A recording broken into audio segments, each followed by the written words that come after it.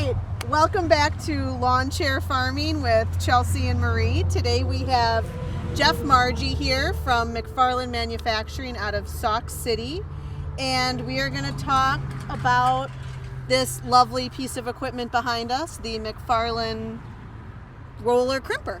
Yep. And it was just running in the field. We got some cool footage. I'm sure Chelsea's going to do a sweet job editing all that in, so you'll see it.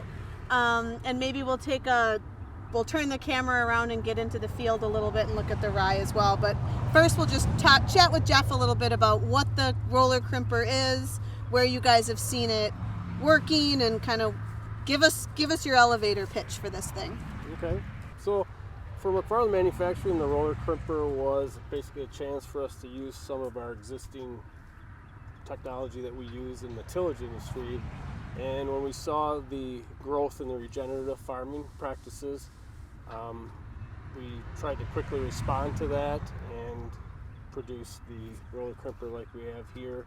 The blades that you see on this machine are actually something we use on our other tillage tools. So it was fairly easy to get the design moving forward. We feel that our crimper actually is a little bit more aggressive than others, and we have tested against some of the other competitive machines out there in the area, and have had really good results and comments from the operators on how it does compared to some of the other machines. Great, and I think, so this is Carl and Bruce's roller crimper. Yep. And I think they particularly liked this specific one since they can plant and crimp at the same time. Right, yep. So it saves a little more fuel. Right, so it's mounted on the front of the tractor. You've got the soybean planter on the back. One pass and you're done. Right, yep. And it's offered in both front and rear mounts. So if somebody wants to plant first, just because of the year season being different, they may want to plant first and then come back and crimp later. You can also do that. So it gives them some leeway on different options. Is there different widths? Yes, available? there is. Okay. This one, as you see here, is a 3-point front or mount. There's also trailed options, hitch type options as well. I think we basically built any size needed asked for. Sure. So, oh, okay. Yeah, I'm sure there's some fairly common sizes, but Yep. I think we're able to make them any size needed. Okay. And you can paint them any color. We are green and red for the most part. Because I think Bruce was adamant that this one be painted green. Yeah. So Yeah. make sure we No, we get the right color to all match of our the tools tractor. are offered in red or green. All right. Is there any? Sorry, Ford. Is there any keys when operating it to make it more successful, or? I don't know of any. I think most of the operators themselves are the experts probably. I'm Okay, sure yeah. if you ask signs, they would tell you what needs to be done. I think the conditions, depending on the age of the plant's going to make a big difference. I think I've heard already that the temperature, like if it's early in the day, later in the day, the plant actually is going to act different. Oh, wow. Okay. You can see a different effect depending on the temperature as well. Okay. Well, luckily in this field, I think he's going to be in here at 3 different times because he started planting last night. Yeah. He started today, but then he had to run up to Arlington for some equipment. And my guess would be is that he'll finish tonight. Okay. So maybe we'll have to pop out tomorrow and see if the there's a difference. Yeah. Yeah. I think another thing that I've noticed too is like the condition of the ground underneath. It's going to make a difference. This year we're drier than most springs, I believe. So how it acts on how the surface below is going to make a difference on how the crimping acts.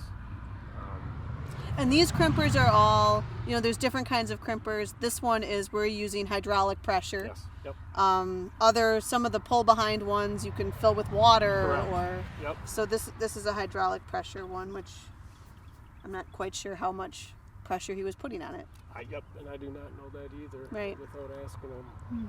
What I did notice walking through the fields, I'm not seeing plants clipped off like that gentleman just asked. Right. I'm Right. not seeing Not that. much. Not No. many.